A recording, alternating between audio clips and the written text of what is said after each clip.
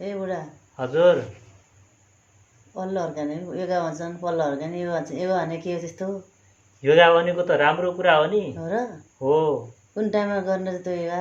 यो त योगा बिहानमा गर्ने हो। तिमीलाई के थाहा? छोरी मान्छेलाई त एउटाको कुरा अर्कोलाई काट लगाउन पाए, उता कुरा काटेर हिँड्न पाए, त्यही नै ठिक हो। योगा त राम्रो कुरा हो नि। योगाले हामीलाई स्वस्थ राख्छ। योगाले हामीलाई एकदम दीर्घजीवी बनाउँछ। किनकि योगामा ठुलो शक्ति छ। योगाले पहिला एउटा कुरो त हामीलाई चाहिँ शारीरिक रूपमा हामी चाहिँ व्यायामहरू हुन्छ, एक्सर्साइजहरू हुन्छ, त्यसले गर्दा पनि हाम्रो शरीरलाई स्वस्थ मिल्छ। अर्को कुरा के छ भने हामी नियमित रूपमा त्यो कार्यहरू गर्छौँ नि, त्यसले हाम्रो दिमागमा आउने नकारात्मक भावनाहरूलाई पनि त्यसले बिस्तारै घटाउँदै लैजान्छ। मान्छे डिप्रेसनको शिकार हुनुको कारण नि अहिलेको समयमा मानिसको आफ्नो दिमागलाई एकीकृत गरेर राख्न सक्दैन। किनकि अहिले यो सामाजिक सञ्जाल, टिकटक, फेसबुक यताउता हेर्छन्, त्यहाँ पनि राम्रो कुराहरू छ, त्यसले पनि दिन खोजेको, छुन खोजेको कुराहरू छ। तर राम्रो कुरा भन्दा पनि मान्छे नराम्रो कुरा हेरिरहेको हुन्छ। त्यहाँ पनि यो सामाजिक सञ्जालहरूमा पनि राम्रो कुराहरू दिएको हुन्छ।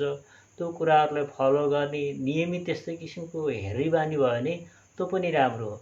र हाम्रो जीवनमा जति योगाको आवश्यक छ नि, त्यो यसले हामीलाई हरेक कुराहरू फाइदा पुर्याउँछ। यो सानो ठुलो भन्दैन, यसले जुनसुकै उमेरको लागि पनि यसले फाइदा गराउँछ। विशेष त यो मनोरोगी भन्छ नि, चिन्ता, टेन्सन, अनावश्यक सोचाइहरू लिने मान्छेको लागि, विशेष गरी त्यस्ताको लागि त धेरै नै उपयुक्त छ यो योगा। किनकि उसको दिमागमा आउँछ, नराम्रो कुराहरू आउँछ, र नराम्रो कुराहरूलाई उसले योगाको माध्यमबाट त्यसलाई हट्दै जान्छ। किनभने मान्छे नियमित रूपमा योगा अभ्यास त गरिरहन्छ। जस्तै भोलि बिहान उठ, पर्सि बिहान उठ, निको पर्सि बिहान उठ, उठ्दै जाँदा 2-3 घन्टा, आधी घन्टा 1 घन्टा जतिसम्म गरिन्छ। त्यो गरेपछि नियमित अभ्यासहरू हुन्छ।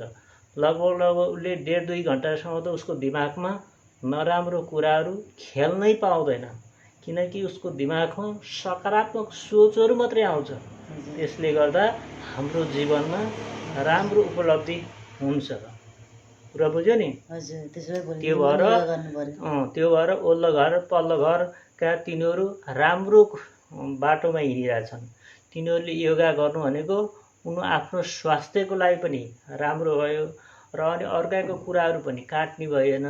अर्काले के गर्यो, कसो गर्यो, चियो चर्चा पनि गर्नु परेन।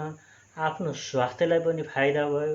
आफ्नो जीवनमा चाहिँ जुन घट्ने घटनाहरू छन् नि, नराम्रो कुराहरू, फलानाले यस्तो भन्यो, ढिस्कानाले यस्तो भन्ने कुराहरू पनि भएनन्। त्यो राम्रो पक्षतिर जान्छ। त्यसैले हाम्रो जीवनमा जति सक्दो अब यो 21औं शताब्दी पछिको यो 25औं शताब्दीमा आइपुग्दा अब हाम्रो जेनेरेसनले अब यो योगामा विशेष गरी ध्यान नदिने भने हरेक समस्याहरू निम्सिन्छ। त्यसले गर्दा हामीले जहिले पनि योगामा हाम्रो ध्यान लगनशील हुनै पर्छ। कुरा बुझ्यो बुढी? त्यसपछि बालबच्चालाई पनि योगा गर भने सिकाउनै पर्यो।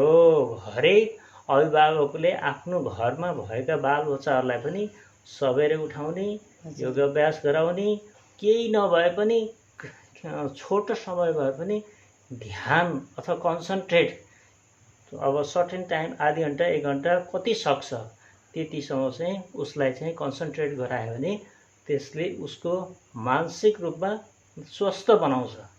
र मानसिक मात्रै होइन, उसले शारीरिक रूपमा पनि उसको के हुन्छ, ध्यान केन्द्रित हुन्छ, उसको बढ्दै जान्छ। कुरा बुझ्यो होइन त? ल, यस्तो कुराहरू सोध्ने, फलानाको कुरा फलानालाई, ढिस्कानाको कुरा ढिस्कानालाई लगाएर कुनै अर्थ होइन। तिनीहरूले गरेको काम यो राम्रो छ। कुरा बुझ्यो होइन त? हजुर। ल।